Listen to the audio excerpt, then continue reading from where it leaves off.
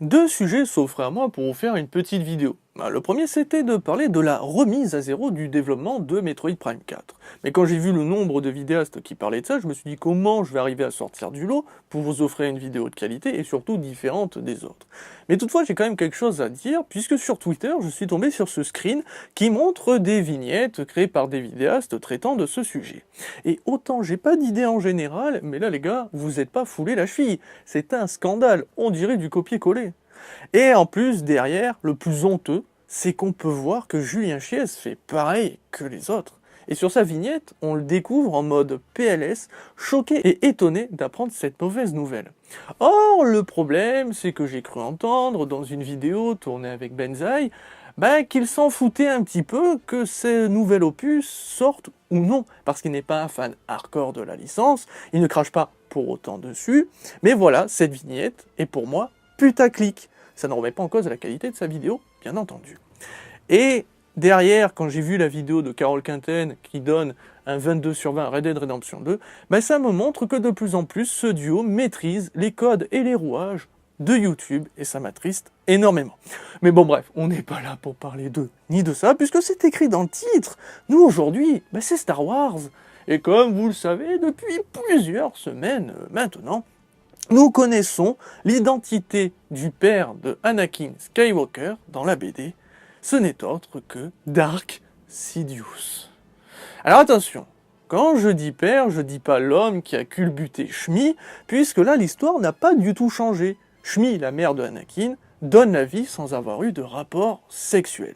Mais c'est plutôt du côté de l'interprétation qu'on peut avoir des films et de l'histoire originale écrite par Lucas que ça peut différer, puisque pour moi, Anakin est un être créé par le destin lui-même, celui qui est supposé être l'élu, apportant normalement l'équilibre dans la force. Cette naissance est divine, spirituelle, religieuse limite, parce que le destin a été obligé de lui donner la vie.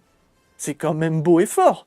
Mais malheureusement, tout ceci est à oublier, puisque sans Dark Sidious et sa manipulation du taux de midi-chlorien du fœtus pour le rendre beaucoup plus puissant, même plus puissant que lui-même, et comble de l'ironie, créer l'arme qui le détruira dans le futur, il n'y a pas de Anakin Skywalker. Shmi aurait donné naissance à un enfant totalement lambda.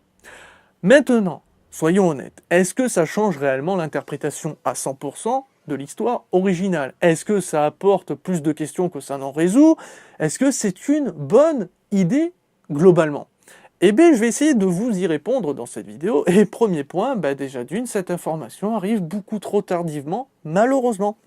Encore, elle serait apparue quelques mois après la sortie du film La Revanche des Sith. Lucas déboule et dit « Ouais les gars, regardez, l'identité de père de Anakin, c'est autre que Dark Sidious !» Mais les fans auraient été fous. Imaginez l'impact fort de cette nouvelle auprès des fans. Mais nous, on a dû attendre des années et des années que cette information tombe dans une BD en plus. Non, franchement, l'impact là, il tombe totalement à l'eau et c'est fort dommage. Mais avant d'approfondir le sujet, j'ai pu créer, grâce à cette nouvelle, une petite théorie fumante que je m'en viens vous partager. Non, parce qu'après tout, pourquoi Dark Sidious serait le seul à s'amuser avec ses doigts? Imaginez si Yoda avait fait pareil. Quelle créature diabolique aurait-il créé? Voici la réponse.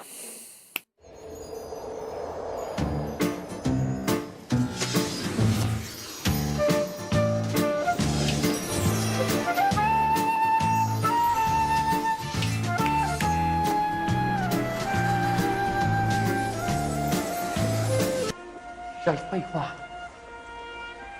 Voilà pourquoi tu es chaud. Cette théorie peut paraître farfelue et tirée par les cheveux, mais franchement, elle n'est pas si déconnante que ça, puisqu'encore aujourd'hui, on ne connaît pas l'âge réel de Maître Yoda.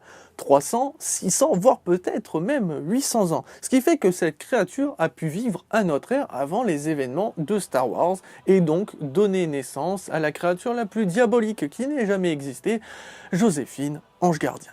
Maintenant que votre cerveau a littéralement explosé et que vous saignez par tous les orifices, laissez-moi plutôt vous raconter ma propre interprétation de l'histoire de Anakin et de Dark Sidious. Pour ça, je vais utiliser les films comme base et uniquement eux et pas l'univers étendu que tout le monde ne connaît pas forcément. L'histoire commence avec Shmi et Annie des esclaves vivant dans des conditions difficiles sur Tatooine. Mais même avec ces conditions, Shmi va offrir énormément d'amour et dorloter son fils. Elle est prête même à se sacrifier et à le laisser partir alors qu'il n'est encore qu'un enfant pour qu'il réalise ses rêves.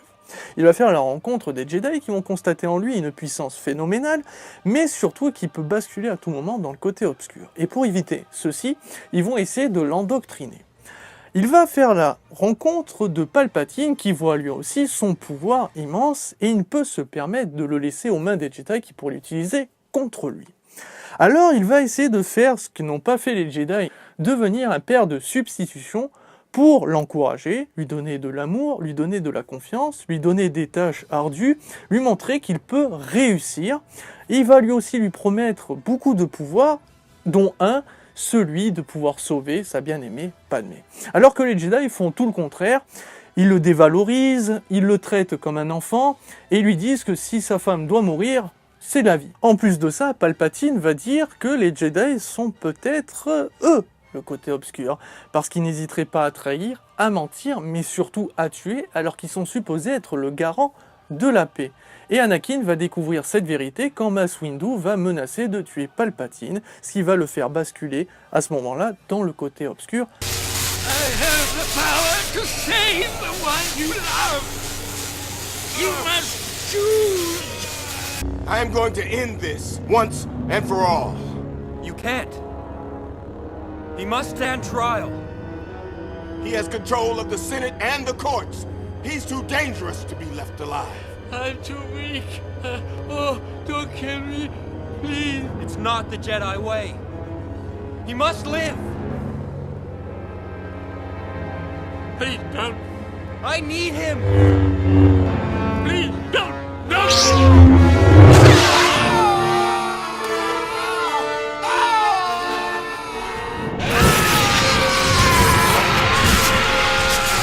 Après, on va découvrir que la relation entre Palpatine et Anakin va évoluer du mauvais côté. Là où il était comme un père de substitution, mais presque un véritable père, et là, il va le traiter comme un simple outil. Il va le mettre en cage pour éviter que Dark Vador devienne trop confiant et puisse réaliser qu'il peut à tout moment détrôner Palpatine. C'est pour ça que même au niveau de la hiérarchie, Dark Vador est presque comme un simple soldat, un sous-fifre pas ultra haut placé. Has not helped you conjure up the stolen data tapes, or given you clairvoyance enough to find the rebels' hidden fortress.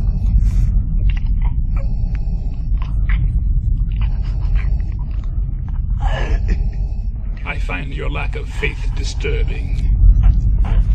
Enough of this. Vader, release him. As you wish.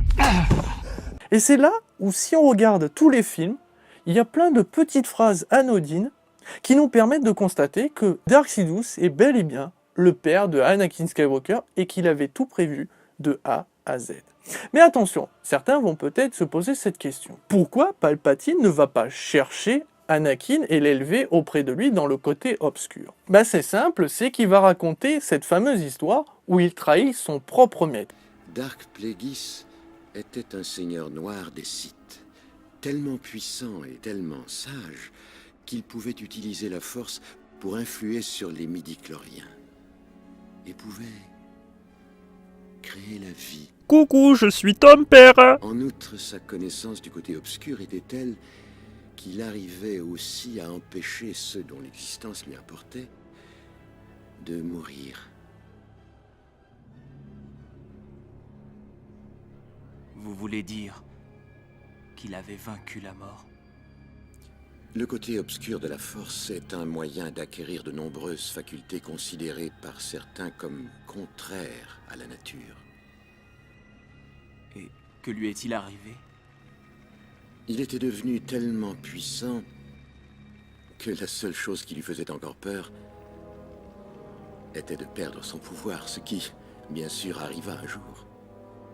Il fit l'erreur d'enseigner à son jeune apprenti son savoir et tous ses secrets.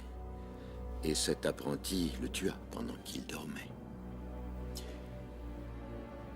Et s'il avait élevé Anakin dans le côté obscur, celui-ci aurait été peut-être tenté un jour ou l'autre plus facilement de trahir Palpatine. Et ça, il ne veut pas que ça arrive alors que lui-même l'a déjà fait. Donc il va le laisser auprès de sa mère, Et puis en plus, derrière, il veut créer l'arme absolue. Donc pour ça, il faut qu'il vive dans de bonnes conditions, mais aussi à la fois dans des conditions difficiles, pour que s'ils viennent à survivre, il soit l'arme absolue. Derrière, petit à petit, Palpatine va le pousser à épouser définitivement le côté obscur et cracher sur le côté lumineux pour éviter qu'il bascule à nouveau là-dedans. Et enfin, ça répond aussi à une question que je me posais.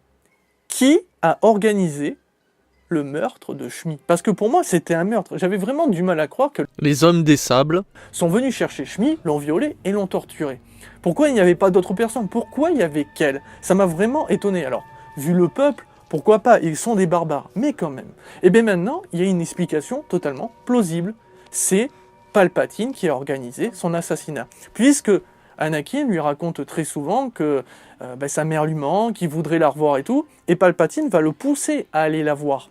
Donc, il a organisé ce petit assassinat. Comme ça, Anakin tombe sur le cadavre de sa mère et va encore plus épouser le côté obscur. Tout a été manigancé du début jusqu'à la fin, et c'est excellent.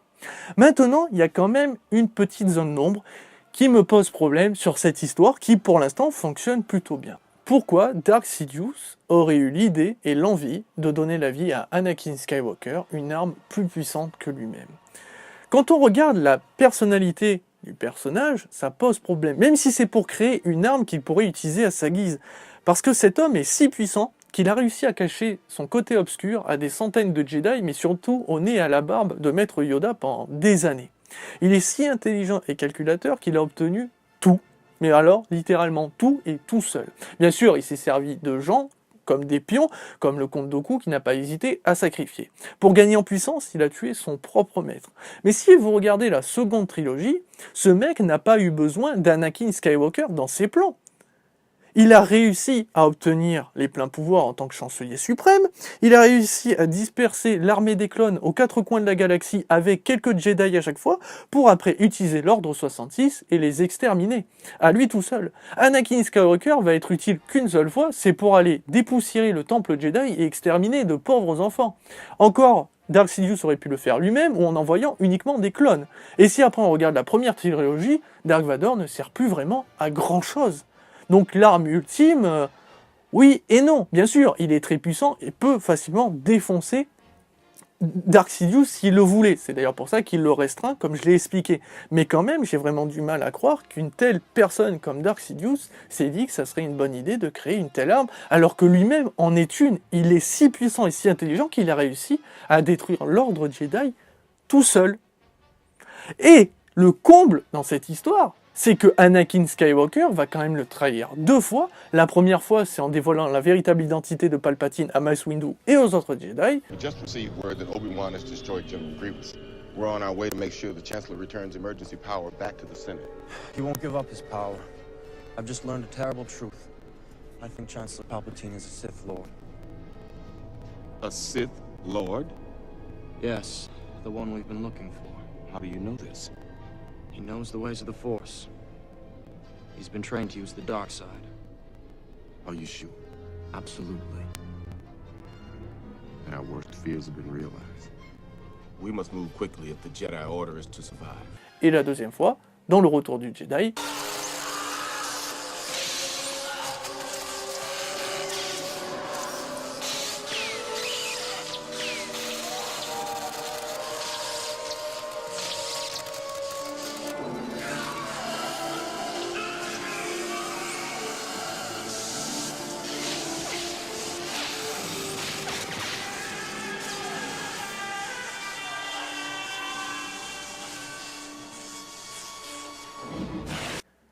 donc, voilà, il y a quand même une certaine frustration à cette idée de mettre Darth Sidious comme le père de Anakin. Mais quand même, comme j'ai pu et tenté de vous l'expliquer, quand on regarde les films, il y a pas mal de petites informations qui nous montrent qu'effectivement ça marche plutôt bien. On a au moins des réponses à certaines petites questions anodines comme pour la mort de Shmi, et je trouve ça quand même intéressant. Enfin bon, voilà qui conclut cette petite vidéo, j'espère qu'elle vous a plu. N'hésitez pas à me dire en commentaire ce que vous en avez pensé de cette idée. Est-ce qu'elle est bonne? Est-ce qu'elle est mauvaise? Est-ce que ça vous a changé votre interprétation de l'histoire? Pour ma part, c'est pas vraiment mon cas, hormis sur la naissance de Anakin qui fait moins divin. ça fait moins le destin a voulu donner la vie à cet homme, alors que là, bah non, sans Dark Sidious, il n'y a pas de Anakin Skywalker. Mais bon, au moins, ça montre encore plus le comble de l'ironie, où il était si confiant de sa puissance, de ses capacités, de son intelligence, ce que va d'ailleurs lui dire Yoda, que ça va lui jouer des tours, et donc, dans le retour du Jedi, il se fera niquer à cause de ça. Donc n'hésitez pas à me dire en commentaire, n'hésitez pas aussi à me dire ce que vous avez pensé de ma petite théorie fumante, qui je pense en a fait crier plus d'un, mais voilà, c'est une théorie, au moins ça m'a fait marrer pendant quelques minutes, et m'a traumatisé aussi, je regarderai plus Joséphine Ange Gardien de la même manière, je vous le cache pas, enfin non, je ne regarderai de toute façon pas Joséphine Ange Gardien, il faut pas déconner non plus, et je vous retrouve pour de futures vidéos, de futures théories, voilà, sur ce, je vous dis que la force, et surtout le côté obscur, soit avec vous, parce qu'il faut pas déconner, moi je suis pour l'Empire et pas pour ces connards de rebelles. Sur ce, ciao ciao.